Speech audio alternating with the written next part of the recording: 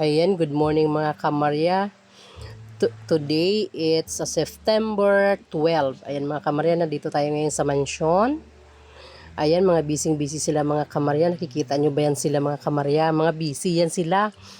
Kanya-kanya sila ng mga gawain. Ayan, nakikita nyo ang ating pinto. Pinto dito sa ating dining room. Ayan, nakikita nyo may hamba na rin yung mga kamarya. Malaking pinto yan mga kamarya. At syempre ang ating master bedroom. Hala. Ayan na si Sir, oh. Busy si Sir maglagay ng skin coat mga kamarya. Malaking kwarto yan mga kamarya. Kahit magtambling-tambling dyan si kamaryang higa. Kasyang-kasya. Ayan yung mga outlet natin. Meron na din sila. Pati yung isang kwarto mga kamarya. O yan, diba? Kahapon natapos na yan kahapon. Nilalagyan ng skin coat mga kamarya. Ayan, diba? Napakabilis ng mga gawa nila. At syempre, ayan si Sir Joseph. Oh, busy pag hukay-hukay ng kanyang simento niyan.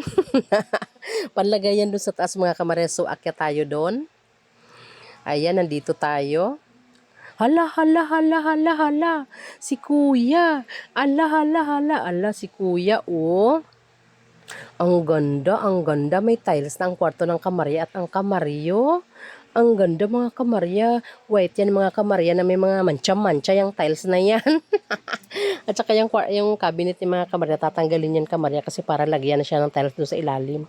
Hindi siya pwedeng hindi lagyan ng tiles mga kamarya. Kaya tatanggalin niya ni Sir. At syempre ang ating CR na maganda. Ayan. Malapit na din yan malagyan. Pinatutuyo lang yan mga kamarya. Yung yung nilagay ni Kuya sa flooring na yung itim kanina. Yun. Pinatutuyo lang yan ni Sir. Tapos pagkatapos yan, lalagyan niya ng tiles. Ayan, syempre, ito ang mga tao sa baba. Mga busy. Ayan. Naglalaro-laro lang yan si Sir Joseph. Oh, hindi talaga yan nagtatrabaho. Naglalaro-laro lang yan. At syempre, itong sa likod ng kwarto natin, yung pangatlong kwarto mga kamarya.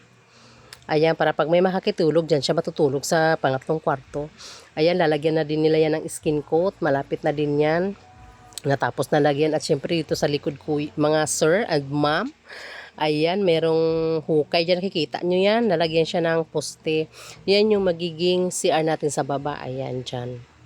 Tsaka bakante dyan. Syempre, lalagyan ko yan dyan ng mga washing. Kung ano-anong maisip ko ilagay dyan sa bakante na yan. Pwedeng labahin. Kahit saan, pwede. Para may bakante ng kaunti doon sa gilid. Ayan mga kamarya, mga busy ang tao. At syempre yung kisame natin, ayan malapit na rin yan mga kamarya. Ayan, salamat sa inyo mga kamarya sa inyong panunood sa ating video.